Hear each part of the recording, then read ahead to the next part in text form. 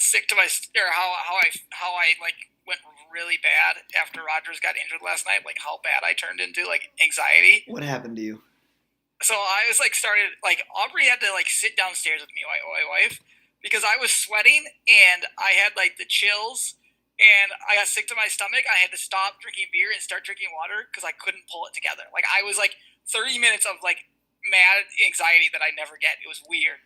That's exactly how I felt when the Dolphins signed Brock Osweiler. Let's get loaded.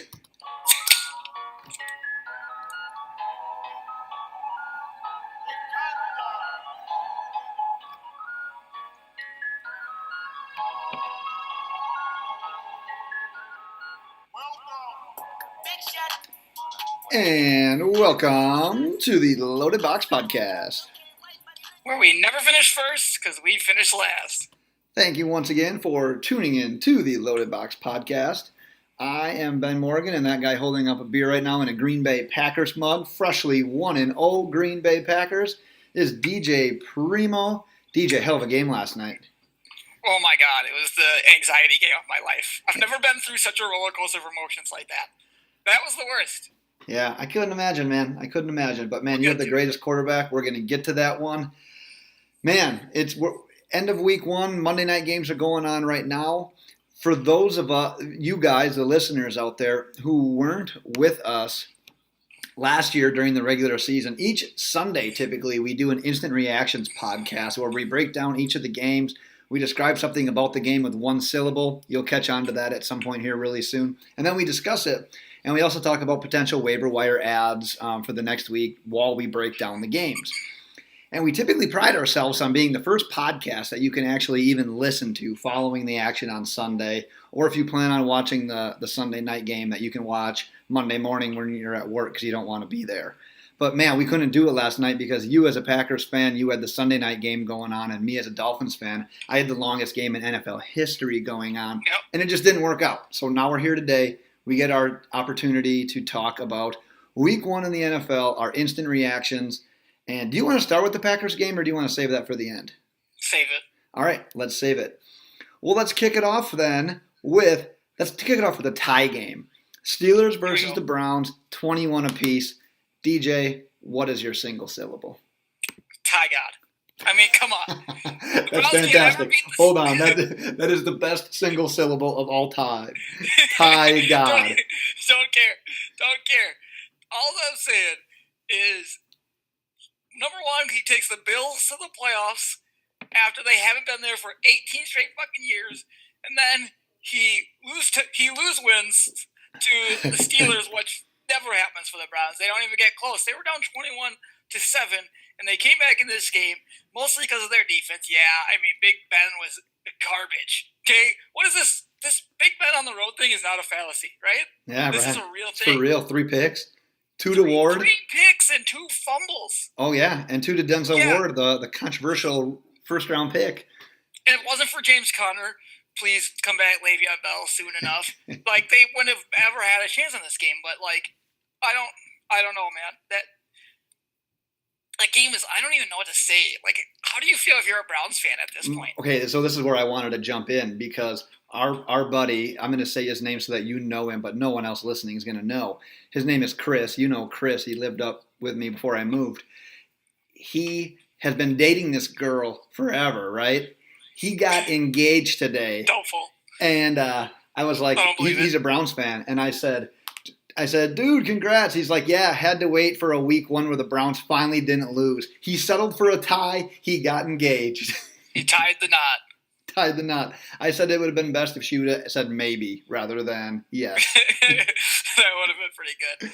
Oh, my God. That's wild. Yeah, my single syllable is forecast because I am never, ever, ever paying attention to a forecast again when it doesn't include like snow and rain. Because I sat Jarvis Landry in 4 leagues, and in his debut with Ty God, with the Browns, 7 catches, 106 yards, no touchdowns, but 15 targets. You're literally going to be able to rely on Jarvis Landry to be the same receiver that he was in Miami. But the cool thing was 100 yards on 7 catches. That's a hell of an average. In order for Jarvis Landry to get 100 yards in Miami, he would have needed 32 targets. That's pretty incredible. You know, it was a good showing for Jarvis. I just don't think they could throw it downfield. The ball was still wet. Josh Gordon didn't get too much action, but he did score a very important touchdown. He gave him a chance, and he made a play on the ball that most wide receivers in the league just can't make. He made a nice play, and it came down to a blocked field goal at the end. Like, they literally were that close. They bounced it up. Like, that's like only the Browns could do that, too. Like, you are going to win your first game in fucking, like, 31 games or some shit, and it's not even a long field goal. Like, he kicked it low, and it got blocked. Right. It was like a 30-something yard field goal. I don't understand. Browns are going to Browns, but hey, it's a step forward. It's a tie. It's not a loss. Congrats. Hey, and it was a win for you guys if you listen to me on the ATS, so against the spread. Against the spread picks, DJ's got your back. All right, let's go on to the next one. The Bengals spoiled Andrew Luck's return with a 34-23 win. Colts were driving. Doyle, I think it was, fumbled at the end, kind of took him a chance from winning it. So the Bengals scored closer game than what the score says. What is your single syllable? Back. I mean, Andrew Luck has to be back. I know they lost this game. The Bengals, they had a lot of stuff together. Like, the Colts defense just isn't good, right? Yeah, it's not there yet. I told you ahead of time to play Mixon. I'm not a fan of Mixon this year, but I was a fan of Mixon in this game. Yep. AJ Green, even John Ross got into it. Who would have thought John Ross would score a 3-yard touchdown ever? Right? It was a nice throw and a nice play by both of them. But and Eifert even caught a few balls in this game. I think he was like 5 for something. Yep, he was 3 for 44 yards. And Joe Mixon had a hell of a game. Yeah, he had a really good game. I actually drafted him because I had a strategy to draft one guy I didn't like in one of my leagues just in case I was wrong. So that worked out really well because it was a PPR and he had like 5 catches for 54 yards plus 95 rushing yards in that game and a touchdown. So he had a solid game. But when it comes to back, Andrew Luck, he threw the ball 53 times. Right. Like, so much for easy the guy off of shoulder surgery back into the NFL. Let's go out there and throw it 53 fucking times. Like, he had the interception early. That's the funniest thing. It was like interception, Luck, interception, back to back. Yeah. Like right away in the first quarter. I don't know if you saw that. Yep. But Eric Ebron did kind of like the best 2 wide receivers were Ebron and Jack Doyle in that game. It's like the 2 tight ends. It's really weird. That's what I was going to say. Do I know who to pick up off the? Because Ebron's out there. You got to risk making a pickup if you're streaming tight ends for him. Yeah, I mean, we basically have the same single syllable, so I'll just bypass mine. The only thing I'll add is if you drafted Luck a little bit later as your QB2, by all means, feel free to start using him as he's like your quarterback 1 because, he's definitely back. 53 pass attempts, like there's not restrictions there. They're not snap counting him whatsoever. But that's the waiver wire for week 2. You got Doyle, who's probably picked up in your league. 7 catches, 60 yards, no touchdowns on 10 targets. But then Ebron gets 5 targets, makes the most of them. 4 catches, 51 yards, and a touchdown. Andrew Luck has shown that he can throw the ball to tight ends. And I don't know if it's weekly he's going to make 2 tight ends fantasy relevant. But would you pick up Ebron? I mean, maybe you would because you're a tight end streaming guy. I think he's pretty athletic, so yes, I would. Speaking of, that 5th target was in the end zone. I think Andrew Luck just overthrew him. I actually remember that play. It was earlier in the game. But that 5th target was Ebron in the end zone. He just kind of overthrew his head on that one. That could have been a second touchdown. But the other person I wanted to talk about in this game was Marlon Mack. He didn't play, but these running backs were awful. Like, their leading running back was Jordan Wilkins, 14 carries for 40 yards. That's 2.9 yards a carry. Yeah. I feel really good about drafting Marlon Mack, I'm going to be honest, because these running backs all look awful. It's so tough after 1 week just to determine. Like, I made it a point to try to not draft a Colts running back, but the fact was I ended up with Hines in a deep league, and I ended up with Wilkins in a deep league, literally for that reason. Like, I didn't know who was going to be the guy, so take a flyer on one of them. But, if you took Mack, like, none of those guys stood out and made, like, an immediate impact to say, like, Mack's job's on the line. And they all look slow, to be honest with you. None of them look explosive. Marlon Mack, to me, was an explosive running back. Like, he had speed. He could, like, get somewhere. He made 5 plays last year through the passing game, too. Yeah. So I actually really I'm excited about Marlon Mack's return because I think he'll actually get usage after seeing how bad the running backs they have are behind him. Return of the Mac. Yep. Let's talk some Vikings football. The Vikings beat the 49ers. Jimmy G handed his first loss as a starting quarterback, 24-16. What do you have for this one? I had one and now I lost it. It was restraint. That's what it was. It's like hold back a little bit on Jimmy Garoppolo. Another game I told you guys about to bet on here. I said fade the Texans, fade the Niners. Yep. I was correct. Fade the Niners. Jimmy Garoppolo, we're just getting a little out ahead of it. He played very badly. Like, not good, not average. He played very bad. He was 15 of 33 and 3 interceptions with like a 10.6 QBR. Like, that wasn't good. I think I saw something that maybe it was him. No, that was Nathan Peterman. I saw some, now that it's in my head, I saw something about Nathan Peterman that he threw an incompletion and his quarterback rating went up 3 points. Only Peterman could make that possible. I know, it's great. I don't want to because it wasn't an interception? Is that what it? No, it was an incompletion. Yeah, it wasn't an interception. Yeah, because it wasn't picked off. Wow. Yeah. That's fantastic. So anyways, Jimmy Garoppolo he's not there yet. He's not even, Vikings defense is good, but he was just missing throws, making bad throws, not good decisions. He was flustered.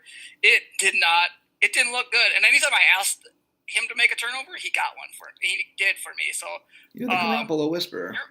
You're welcome for that spread, for that ATS pick. Man, you did well on ATS, huh? The fades. I like it. Our single syllables are really similar because mine is so close. And this is going to tie into a potential waiver wire guy because George Kittle ended with 90 yards on 5 catches.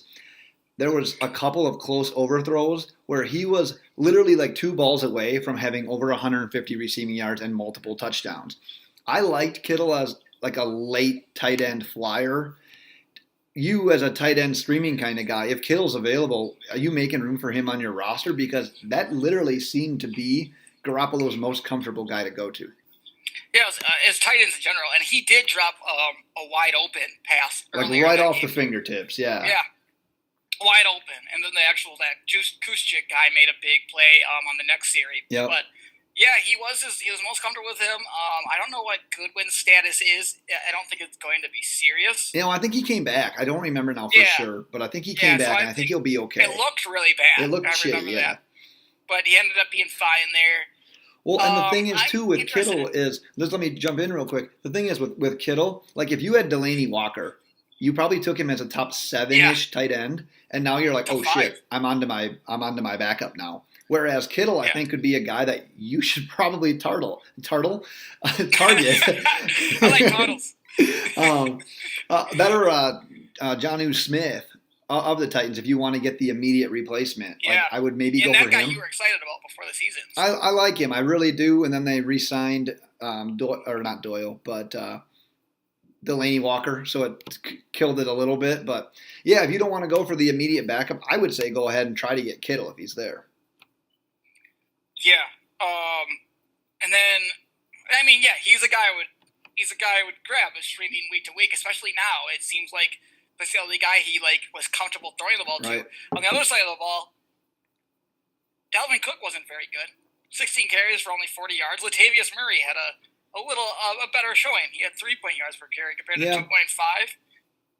I don't have the numbers in front of me, but I remember watching part of that game, and Cook made some plays as a pass catcher as well. Like he looked all right. Yeah, he did do that. And I don't think the 49ers defense is awesome by any means, but I don't think it's a defense just to slouch at, though. They're really bad. Well, and if it's his first game back, I mean, they're getting him into it, and Cousins had some things going with the passing game. I don't think we need to worry about Cook. I think Cook is going to be just fine. So he had 6 catches for 55 yards, but if you again, you didn't have a lot of access to a lot of games. If you watched that game, that's literally the game I watched because of Dolphins hiatus. Oh, you did?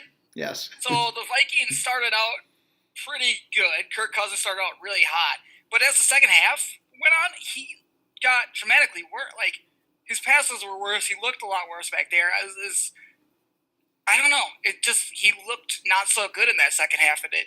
That's just the Vikings hater coming out. You're over-exaggerating. I thought he looked really sharp in the first half.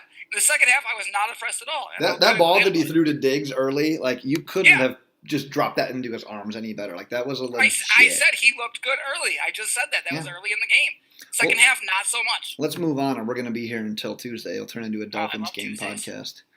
All right, let's talk about the Patriots. They beat the Texans 27-20. The Patriots. Another one of your against the spread picks. DJ, what have you had for this one? This is going to be early, but overrated. I think I know where this is going. I'm going to rile some people up. I'm on record for saying that the Patriots defense is bad. But I thought they would rattle Deshaun Watson because he doesn't have it for me. He was erratic, as I thought. He's all over the place. He's making terrible throws. He was throwing balls into the dirt. He's overthrowing guys. He couldn't find Hopkins. And their D-backs I don't care how many guys you put on Hopkins, he's going to be open, like, more times than not, especially against that Patriots defense. And he just could not get the ball to anybody. And maybe the loss of Will Fuller, not having Will Fuller for that game, hurt him because every once in a while he'd air it deep to him. But 17 of 34 for 176 yards and a touchdown. Not good. No, especially when he's going as like the fourth quarterback overall in like the fourth, fifth round. Not we good. tried What's to he warn gonna you. do against better defenses? I don't want to overreact because it's week one, but we tried to warn you. You don't take a quarterback that early, and especially don't take a quarterback with 7 starts. Like, don't do that. My single syllable here is age-defying because, man, Brady once again goes for 270 plus. He goes for 3 we don't touchdowns. Need to talk about Brady, do we? Nah, not really. I mean, but he hits Gronk early for like their first score of the year. He goes for 120 and a touchdown. I hate to say this, but the AFC still belongs to them. Like, the AFC stinks. But it still belongs to the Patriots. It's their stinky division to have. Let's hit on a potential waiver wire guy here because Philip Dorsett did what we all was hoping that Hogan was doing because Hogan was like a daily fantasy sports bargain price this week, and he ends up with a catch for 11 yards on 5 targets. Dorsett walks in, catches all 7 of his targets, 66 yards, and a touchdown. I know Edelman's coming back after week 4. Yeah. Hogan is not going to have 1 catch every freaking week. But do you have enough faith in Tom Brady making Philip Dorsett fantasy relevant in order to pick him up? I don't know. I feel like it's a game where they light that matchup and they kind of fed it. Yeah. I'm not going to buy it again. I just can't do it. I'd still prefer Hogan and then wait for Edelman. Julian Edelman to get back. I'd like if he could do it for 1 more week, maybe. But once Edelman comes back, it's mostly going to be Gronk, Hogan, and Edelman in my mind. And then James White and their running backs are going to be the major targets. Right. And I think you hit the nail on the head, too. Like, the Patriots are, like, the best at playing to matchups and saying, like, all right, this is who they're taking away. This is who we're going to feature this game. I don't think that you can plan on enough consistency with Philip Dorsett to, after 1 week, ditching someone on your roster just to pick him back up or just to pick up Dorsett. Unless you had a guy that gets hurt, maybe you can throw a waiver claim out there for him, but it's not a guy that I would really target. With that, let's go on to our next one. Shocker of the day, maybe. The Buccaneers score 48 points. They beat the Saints 48-40. What do you have here? Harvard.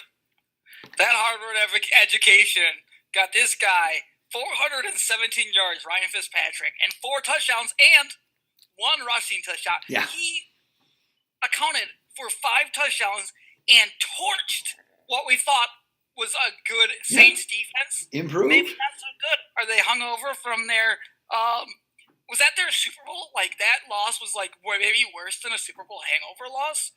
I don't know, man. I didn't see that coming.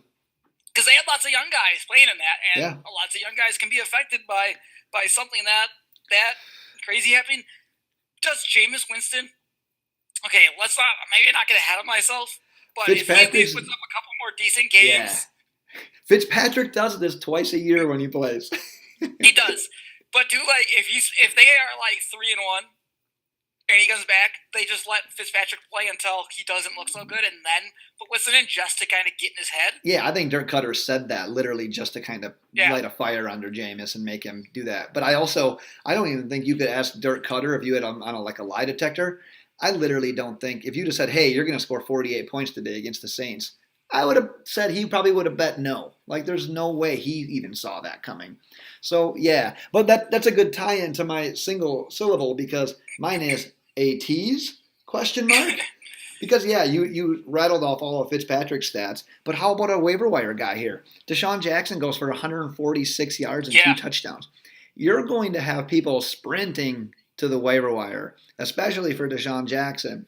So is he a tease or is he going to please? Like, what is he going to do here? And I would honestly say I wouldn't go crazy because you're not going to score 48 points every single game. Your offense isn't going to go for over 500 total yards of offense. Mike Evans still had a monster game. Chris Godwin scored. Like, it was so spread out. The running game didn't do that much. It's going to end up picking up some slack. I don't think that Deshaun Jackson's going to have a game or two like this because of the fact that he is a speedster and he can create a mismatch. And with all those other people, he can beat you over the top. Like, there's that potential. But what are the odds that you play him on a week where that happens again? So if you're doing like the free agent, like the money spending, I wouldn't go overboard and try to like spend too much on D-Jax. D-Jax is just the new Mike Wallace. He had that game, but I don't expect too much more from him the rest of the year. Right. I think he was like an old speed guy, but he's got old speed at this point where it's like there's guys out there like Tyreek and Goodwin who actually have real speed at this point. Where there's this like old fast. I'm not buying the Deshaun Jackson. I'd rather still have Godwin. I like that Howard had a game. Do you think that Ronald Jones is not a healthy scratch next game after that terrible running display? Man, you'd almost think that they'll give him a chance. They have to. Someone was asking us on Twitter, like, oh, do you prop up Peyton Barber because of the fact that Ronald Jones is a healthy scratch? And I said no, because I didn't expect, after the offseason and preseason that Ronald Jones had, and for how coaches usually say the nice thing about the player because they give coach speak, Dirk Cutter literally said he's not performing. Like, he was brutally honest about him. So I didn't expect all that much from Ronald Jones going into this game anyways. So, yeah, I almost feel like they have to give him just a chance just to see if it sparks a little bit something in the run game. But at the same token, I don't see him, like, jumping in and, like, being this every down running back when they just scored 48 points last game.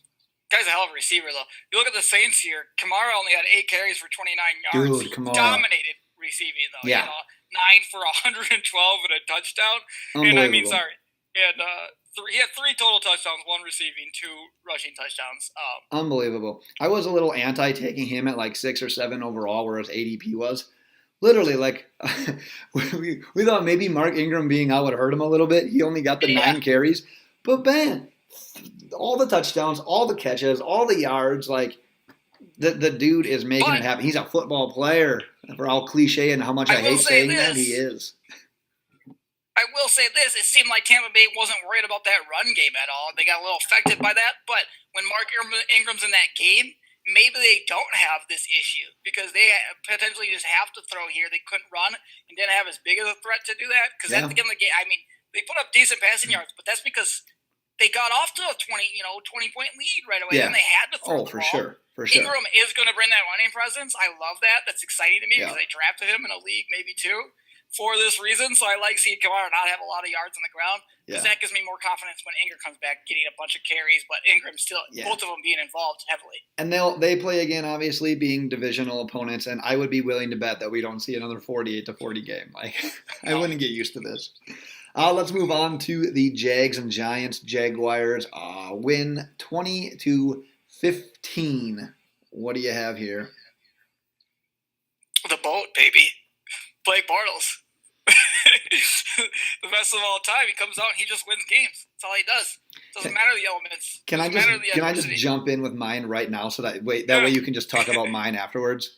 Go for it. Okay, it's hamstring. Because if Leonard Fournette gets hurt or if he misses significant time, the Jaguars are going to have to win every single game this year the same exact way they won this one, which is relying on the defense to make a stop at the end of the game.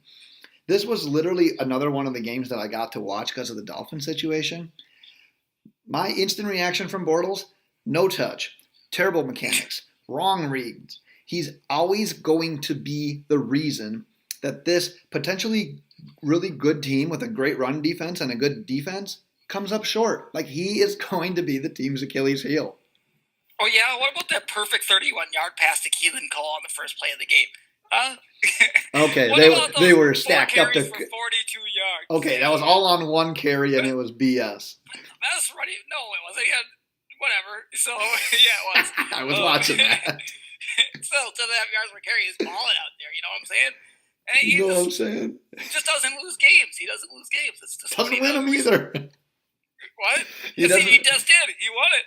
In the stat book, Leonard he does. Fournette is going to be fine. In It's my stat book, he does not. Yeah, Leonard Fournette's going to carry the team. That's what's going to happen.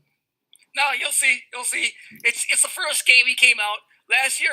He did the same thing. He still puts up like top 13, top 12 fantasy quarterback numbers. He'll come out just like Tyrod, man. Okay, throw it over the top. Just like Tyrod this week. Just like Case Keenum this week. You can have a bad game and still be fantasy relevant, and that's what Blake Bortles manages to do sometimes. Not really, though. It's hard to have a bad game and be fantasy relevant. And Tyrod was not really that fantasy relevant this week. Well, it depends on your league. I mean, he ran in a 20-yard touchdown through one, so he was fairly fantasy relevant. He probably still had like 13 points. Let's talk about maybe the shocker of the day, and maybe it's the unshocker of the day. The Bills with Nathan Peterman scored 3 points, and they gave up 47 in a romping to the Ravens. What do you have here? I mean, what? Little Peterman. Yeah, can I do mine? Yeah. Missed opportunity. Because I'm not sure how we missed betting on Baltimore with their really good defense against arguably the worst team with arguably the worst quarterback we've ever seen play in Nathan Peterman. You said it perfectly. If the guy's quarterback rating went up because he threw an incomplete pass versus throwing an interception, we missed the boat on this one. This could have been like the spread of like a crappy college game where you see like a 35, 36 point spread, and we still should have bet Baltimore. This was the biggest missed opportunity of the week. And just looking like past this game, the Ravens could maybe be okay this year, but I'm not judging too much based on this one. I'm literally putting no stock in this. I still think they're like a 6-win team max, so don't look too big into this one. The Ravens stink. They stink, and they beat the Bills 47-3. They have no run game, and they made Joe Flacco look pretty damn good. And Joe Flacco is Eli Manning garbage. He still has a little bit of a better arm, obviously a lot better arm, but he's just bad. But all he can do is throw deep. Well, let's talk about Alex. What happened to Alex Collins? Yeah, what happened to Alex Collins? He fumbles the ball and doesn't see the ball at all the rest of the game, and that was his worry coming into this year. Do you have faith in is that a worry? Because is Kenneth Dixon going to come out there and then start taking all those carries? Getting more involved. That was a worry for me because I, like a lot of people, had mind blank. Not Kenneth Dixon. Alex Collins? I had Alex Collins as like that RB2 kind of guy, and he just happened to fall to me in a couple of leagues. And I took him, remembering last year, when the Ravens had success, it was because they were running the ball. And they were running it successfully with Alex Collins. So, yeah, I put some faith in him. But if you think a couple of years back as to when Dixon would play, he would throw in a decent game here and there. So I'm not saying, he's going to end up taking over the carries from Collins and we need to worry. But there is a little hesitation there just because I was kind of low on Collins to begin with. And now all of a sudden it's okay, he scored a touchdown and scored under 6 fantasy points. That's concerning. Yeah. That's really concerning to me. So I didn't like that. I don't know how you feel about that. Holy shit. I was a little concerned. Do you see the score to this game, by the way? What's this game? The Jets Lions. What is it? 37-17 Jets. Jets. They play the Dolphins next week. It's gonna end. Oh my god! All wow. Right. So, Alex Collins. I'd be a little bit scared to play him at this point if I'm a fantasy owner of him. And I specifically remember you getting to that spot and being like, I don't want to draft this guy. You just felt like you had to. You didn't want to, but you felt like with the value. I don't know. Maybe that was a special pick. Maybe you should have taken somebody else. Maybe. Let's keep her moving here. Okay. Got the Chiefs upset, man. This killed me in my against the spread picks. I went 2-1. The Chiefs killed me though. They won 38-28 over our AFC champion in our predictions, Chargers. Yeah. What do you got here? my Super Bowl champion. Surprised. Let's be honest. I didn't think Mahomes was going to be good. I didn't think. Again, it's week 1, so Deshaun Watson, who I was right about in week 1. Nothing's justified here in week 1, but I feel pretty good about those two because they just really looked underwhelming. I'm surprised by Pat Mahomes though, because he went out there and he beat the one everybody predicted to be probably top 3 defense this year. Yeah, they were pretty highly ranked defense. Sort of the middle of their defensive line, and they are already extremely good against the pass. But I mean, 256 yards and 4 touchdown passes, plus he added some. Obviously, he's got the threat, but he wasn't looking to run. Like, that was the best thing about what he was doing. Right. He wasn't looking to run. Tyreek Hill, people are going to freak out about him. Freak out next week when he has 5 points, or the week after when he has 3. We'll talk then. He had an awesome game, which is cool. He's going to be up there in fantasy points, but they're all going to come in like 5 weeks. You're going to lose those playoff games. So, enjoy that one 40-point game that you got out of him, because it's going to be like 5, 7, 9, 30, 4, 2, 3, 23, and then your playoffs come, and then he's not going to score anymore. All right, that's a perfect transition into mine, because you're going to hate me for this, because my single syllable is shutting up now. Because for week 1, I made some solid predictions about some teams, about some players, but there's one guy that I was wrong on this week, and I feel like I've been wrong on for 2 years now. And obviously that's Tyreek Hill. All the touchdowns, all the yards, the special teams touchdown. Not that I'm jumping on board with him and saying like, oh my God, I wish I would have had him. I don't think he's going to be a continual weekly scorer like exactly what you just said. But I have literally been wrong about this guy too many times. And instead of saying, don't use him, don't do this with him, I'm just going to stop talking about him. I'm only going to mention Tyreek Hill when I say you should use him. No more am I just going to doubt him anymore. Like, I'm done with it. I'm not worried. The other thing I'm worried about is, it looked cool, but everything that he threw, speaking of like no touch, was like 940 miles per hour. Yeah. It didn't seem like he didn't throw a ball less than 50 miles per hour. He throws I think bullets. eventually that might get you in trouble a little bit. We'll see. Yeah. Let's talk about a quick waiver wire guy here, because a Chargers running back other than Melvin Gordon made some noise. Austin Eckler, over 100 total yards and a receiving touchdown. Running backs are a little bit hard to come by sometimes. You buying into him as a waiver wire guy? I'm probably more on him if I have Melvin Gordon, giving him on my team. But I don't think those touches are going to stay as they are. They do use him in the passing game, but they do, and I think they were down Melvin enough Gordon, where he got some good looks this week because they were throwing it more. And Melvin Gordon's still going to be used a ton in that passing game, so it's not like he's going to be missing time because of that. He'll just be getting a blow every now and then. Yeah. Not really. No. Not really. No. I'm kind of the same way. Last year too. If you had Gordon, or if you have Gordon, I wouldn't be down on Gordon whatsoever. Like, I think Gordon is going to be completely fine. You see this from him every once in a while. More often than not, though, he's going to be the guy that gets the touchdowns, that gets the bulk of the yards. And Eckler's going to get sprinkled. Remember last year when Eckler had 3 touchdowns? If you would have picked him up after that, what were you getting? Probably nothing. Very little. So I wouldn't go overboard with him, kind of like in that same Deshaun Jackson mode. If you're needy at that position, yeah, maybe make a play at him. But if you're expecting to get what you got out of him this week, I don't think you can bank on expecting that every single week by any means. Ready for the next one? Yep, let's go. Broncos, Seahawks. Broncos win by a field goal, 27-24. What do you got? Expected. I really didn't think either one of these teams was very good going into this year. I thought it would be close. The spread was dead on. Broncos were favored by 3, at least in the numbers we got. So it was kind of a game. I guess Keaton played he didn't play great, but he played a little bit better. He still had 3 fucking interceptions. But that Seahawks defense is not good. One of his first passes was an interception to Earl Thomas. But the game was what I expected. There is one guy, and maybe you're going to talk about him, so I won't mention it. You're going to talk about both the guys I want to mention. So it's what I expected. What? Go ahead with it. I'll talk about one.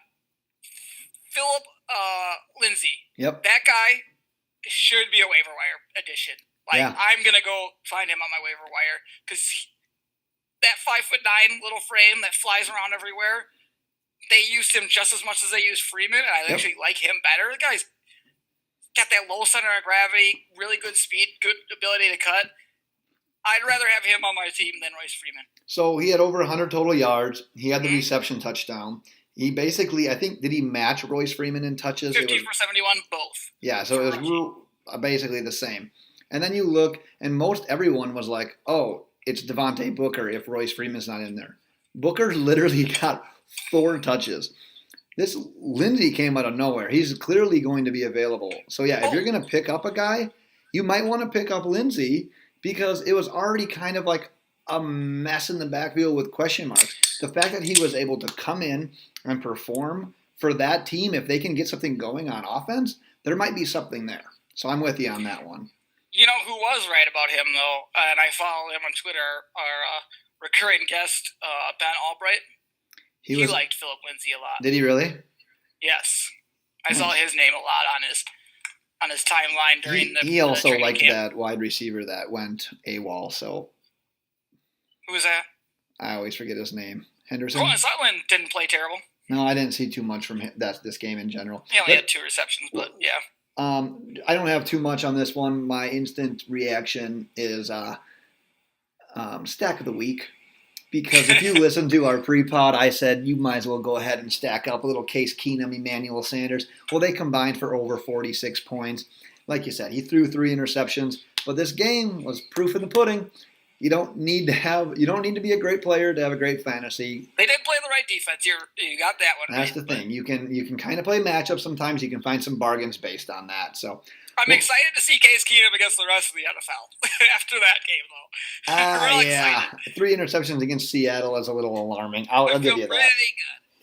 Pretty good. Let's talk one other waiver wire guy here because Will Dissly, 3 catches, 105 yards, and a touchdown. And now you've got Doug Baldwin with 2 bad knees. And he's probably gone. Did you see his diagnosis today? I don't think I saw too much on him today. Grade 2 MCL sprain, which they say they don't know what to do from my doctor brain. That's about 4 to 8 weeks. He's going to be out a little while. Yeah, that sucks. So even if he does play, obviously he's not going to be healthy. And it's both knees now. Like, it's both not that knees. he hurt one. It's grade both 2 knees. MCL tear. I'm sorry. MCL tear. Well, regardless. I mean, you've kind of got Brandon Marshall now kind of stepping into it. Yeah, you got pushing off Dissly of taking people. some targets. Would you target either one of those guys now with the question of Baldwin? Kind of have to. Kind of have to. That's how I feel. Yeah. You're going to throw the ball. Brandon Marshall needs to be owned in most leagues. This Lindsey guy needs to be owned in most leagues. I think. And obviously, if you don't have Tyler Lockett, who actually might be on a lot of free agent waivers, could be. Yeah. waiver wire, because they just paid him for some reason. Get him now. Yeah. He should be on 100% of teams, honestly. Yeah, because Wilson's going to continue to produce. And Yes, obviously because that he's going ball's to to have go to throw to somebody. Exactly. And from what we saw from the running backs, Penny had a real Nothing. disappointing game. Carson's whatever. He just got the ball ripped away from Von Miller on like a top 3 coolest play of the day. So, yeah, we never had a ton of faith in their running backs to begin with. So, yeah, if Russell Wilson's going to produce, it has to go somewhere. So, yeah, I wouldn't mind it. I like Lockett the most if he's still available, honestly. Yeah, absolutely. So, let's go to the Redskins beating the Cardinals 24-6. You got anything? Don't care. Pass. Okay, and the only reason I want to talk about this one is David Johnson. Maybe we'll talk about him for a second. Okay, go ahead. Do you want to talk about him? Were you going to talk about him or no? He was not my single syllable. So David Johnson was rarely used in this game. And there is some concern about his usage. And I would be concerned if I was a guy who drafted him number 1, 2, 3, or 4. And the one thing I always said going into the season is I don't like this offense. I don't like what they have going on there. I don't know what's going on. I don't like the unknown. I don't like drafting a guy who's like that high, who we have no idea what's going on around him. He kind of saved people's days with that touchdown at the end. Yeah, but still 37 yards rushing, 30 yards receiving. He had a lot of targets, I believe, in the past game. It still was not a good target. Well, they only scored 6 points. You couldn't expect too much.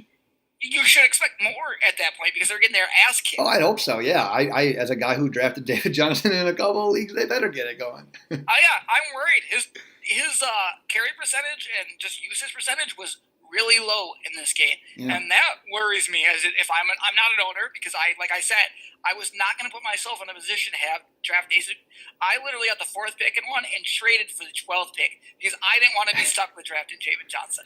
I don't want to overreact because it is only week 1. I understand the concern, but at some point, okay, they see this output. They only scored 6 points. If the usage issue is there, you make adjustments. Like, you need to incorporate the guy who 2 years ago had 2,000 yards from scrimmage and 20 touchdowns. Like, that just didn't disappear. Offense. Everything was different then. Let me go into mine, and you got to follow this one a little bit because this single syllable is probably the most next level one I've ever come up with. It's "Stay With Me," because that is a Sam Smith song, and Sam Smith's name is the combination of Sam Bradford and Alex Smith. Because one, they are the same quarterback consistently in a fairly boring offense. So we should have expected a 24-6 game that no one watched one way or the other, regardless of who won.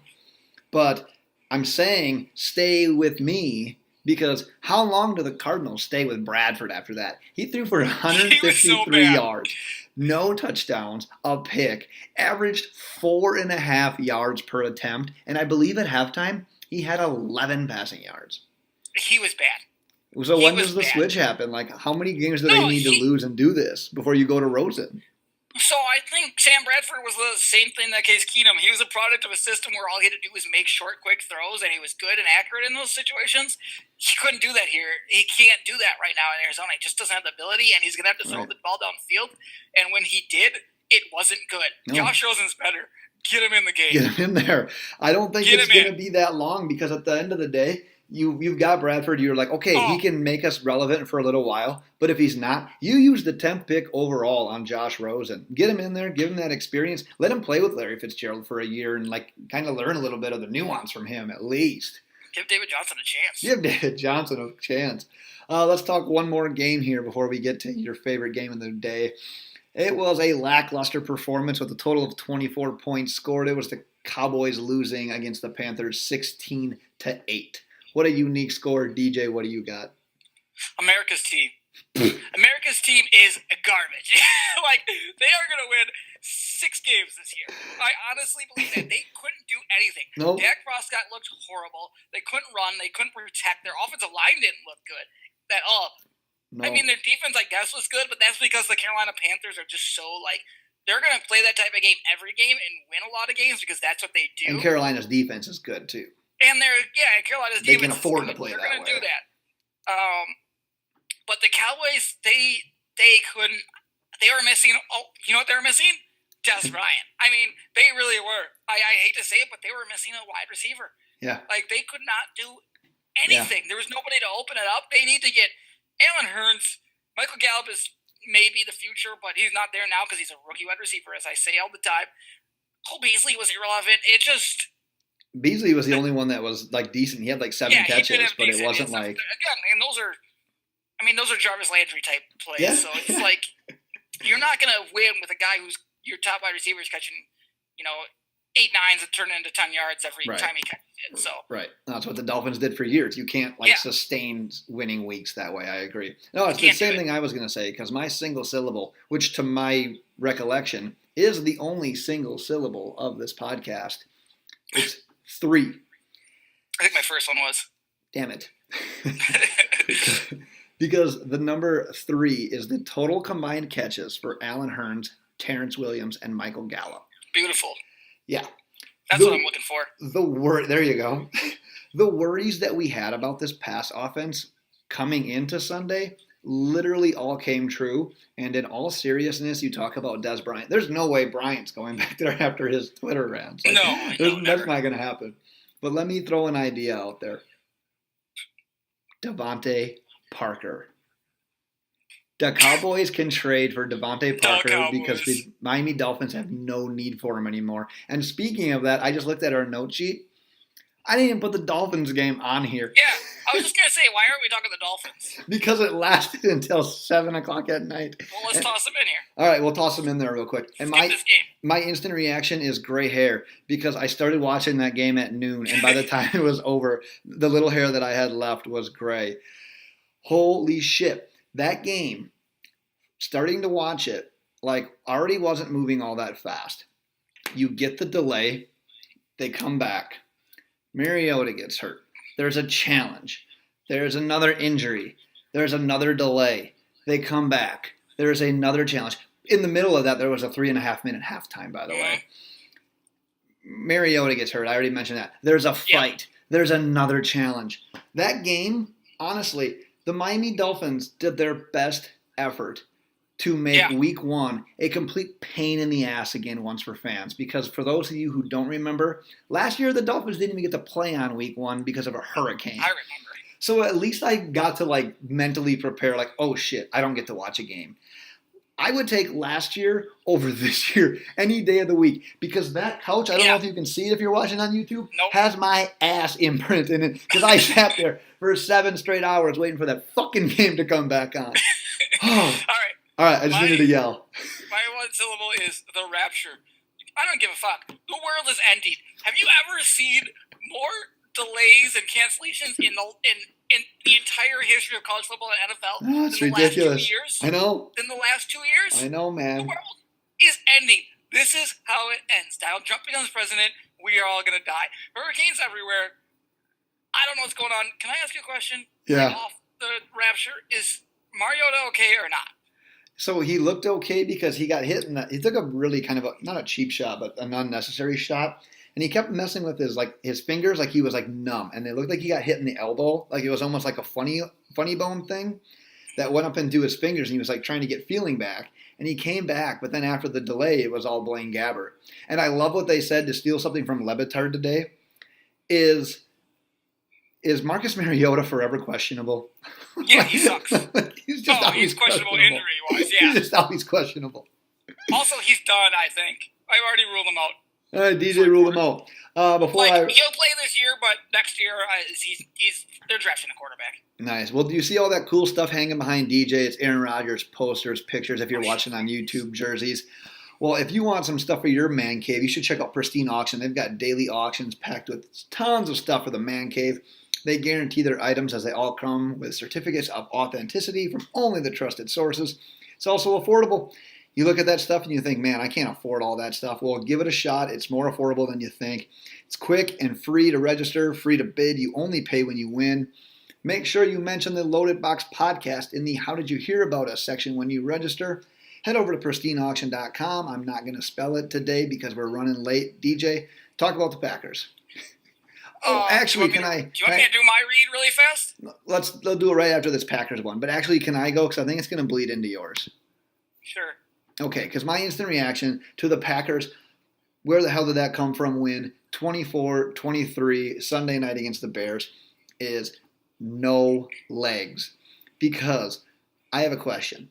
Would Aaron Rodgers still be the best quarterback in the world if he had no legs? Because he showed last night that with one leg, he still was. Probably. That's all I needed. Go ahead with yours. That's all you need? Yep. My turn? Yep. Hold on 1 second. I got something for you. Technical difficulties for DJ.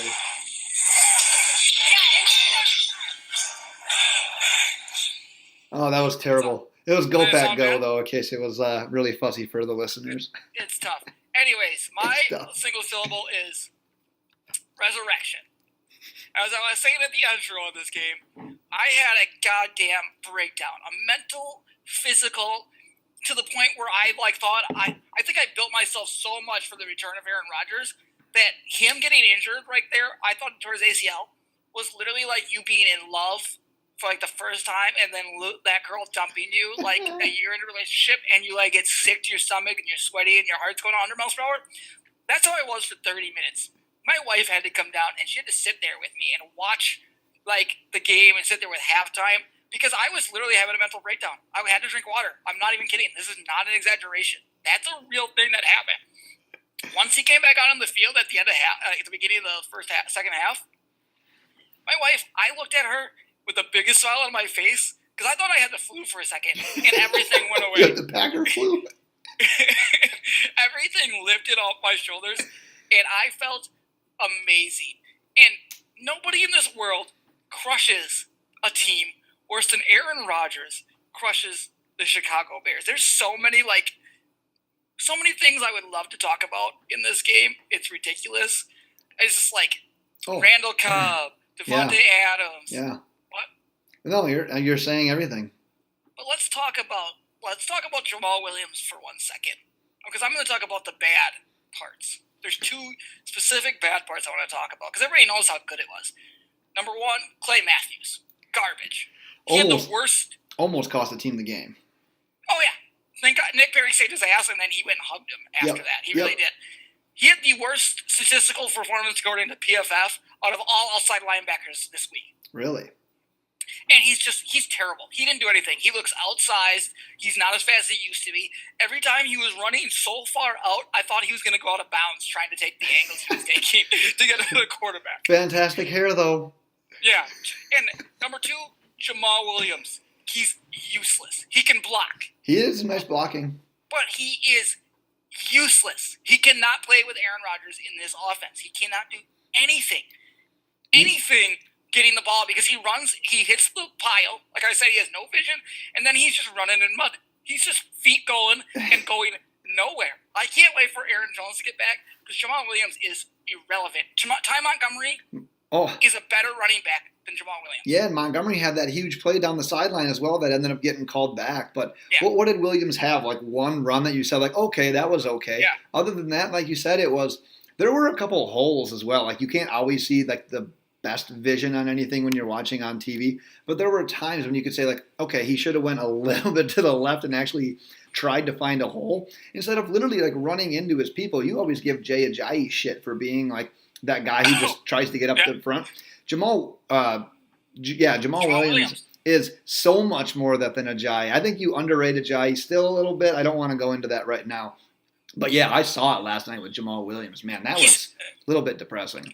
He's so bad. And I've told you guys this from the beginning. I have told you guys this from the beginning, and I'm so justified. Just because he played well where they had to run the ball out of the I formations with the fullback ahead of him because those holes were there and his line was better, didn't mean anything. Because now you have to run out of a shotgun with the guy not in front of you and actually find holes and make explosive plays on your own, not just block. Aaron Jones can do that. Jamal Williams cannot. Right. He can't do it. Dude, he just can't. How funny was it, though, like the stats that NBC was throwing up, like this is the first time the Bears had a double-digit lead against the Packers in like a decade, and this was the first time since like 1948 where they had like a certain lead at halftime. Just these amazing stats. I looked over, I was watching the game with my wife, and I said, oh my God, literally, if Rodgers were to come back, play in this game and they win, the Bears may be the most cursed like franchise ever because like those numbers were just unbelievable.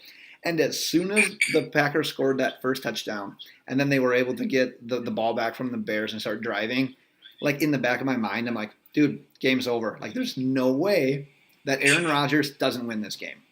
Yeah, it was incredible. The other thing I want to talk about is two good things from each team. Josh Jackson is the best cornerback on that team. I honestly think they have good cornerbacks now, and they did things last night. They won that game in situations that they would have lost last night. 100%. Easily lost. 100%. Yeah. There was no pass rush, and those safeties and cornerbacks were magnificent. Yep. But Josh Jackson is unbelievably good. I wanted him in the first round. Giants Alexander is good, but Josh Jackson is the best cornerback on that team. I truly believe that. Number two, Khalil Mack was the best trade of all time. Yeah. The Raiders are idiots. Khalil Mack is a freak. I know he got tired in that second half, which is totally expected. He was less productive, but once he gets going and is able to put on full game because he has like game condition, that first half was like nothing I've ever seen. And I think he put it all into that first half. It's like nothing I've ever seen. Dude, it was insane. It was insane. He literally took the ball away from DeShone Kizer. He took it. He came up to him and said, "What's up, dog?" and then grabbed the ball and then fell over. It's literally hard to control a game and be that much of a force when you play on the defensive side of the ball. Khalil Mack literally was the MVP of the NFL after the first half of that game. If he wasn't getting a sack, if he wasn't forcing a fumble, if he wasn't intercepting a ball and throwing it in there, he was pushing Bulaga literally into Rodgers. Bulaga right into him. He was just throwing him into him. Yeah. He was impacting every single play he was out there. And everyone talked, like the Packers don't run the ball that much, but you'll see it against other teams as they play him. He's really good against the run too. Like he is so next level. There's a lot of good defensive ends and outside pass rushing, outside linebackers in the league. It was like so worth 2 first-round draft picks. You draft people in the first round in hopes of being able to sign them as studs with long-term deals. Yeah. Why are you going to take 2 first-round draft picks that, maybe they'll turn into something, when you could have just signed the guy that you personally took and do what you draft a guy for the future? Like, I don't understand it at all. Gruden, I mean, if it works out, like, more power to him. I'll admit that I was wrong. But any team in the NFL would have been smart. You can't be wrong. You're deal. already right. We're already right. Yeah, any team could have dealt 2 first-round picks for him, and it wouldn't be a mistake by any means. No, you can't be wrong. Khalil Mack is, I mean, the most important position is quarterback. The second most important is outside linebacker. Yep, pass rusher. If you pass rusher, if you can get to the quarterback, like Aaron Rodgers and Tom Brady, you are important because that's the person you need to stop nowadays. Oh, exactly. It makes the second. We talk about it all the time. Makes the secondary better. Makes everyone better. 100%. Yeah. You want to talk about making someone's fantasy football lineup better, DJ? Yes, I do. Let me just scroll up here. So, do you want an unfair advantage to dominate your fantasy football league? Well, do ya? As Ben dominated me this week because I have no baby on that fucking asshole. Want to know, baby? Go further and download SquadQL, the only mobile app you need to crush your friends and rivals this year. Ben's my friend, I guess. SquadQL recommends the best starting lineup for you each week based on your starters, bench players, and free agent pool. You may ask, how does SquadQL actually do this? The app connects directly with your Yahoo, ESPN, and CBS league, pulling in your actual roster and your league scoring system. SquadQL provides waiver and trade recommendations, plus the app gives you player rankings each week, and it's all based on your league settings. It's beautiful. Beautiful. SquadQL truly is your go-to app this fantasy football season. Head to squadql.com to download SquadQL, your all-in-one fantasy football manager. Man, and that was a beautiful way to wrap up the podcast. DJ is the best out loud reader in the world. I'd love anyone to try to challenge him. Bring it. I'm really good at this. Well, as always, tweet any questions you'd like answered on the podcast at LoadedBox. Check out our website, loadedboxpodcast.com. LoadedBoxPodcast.com. Yeah, don't go to PAX. It's not as good. We've got our blogs. We've got our podcast. Everything there. Next episode, we'll be doing our NFL Week 2 fantasy football preview podcast. I'm struggling right now. I got to get to bed. Pull it together. We're available on iTunes. Go ahead, DJ. Send us out. Bye.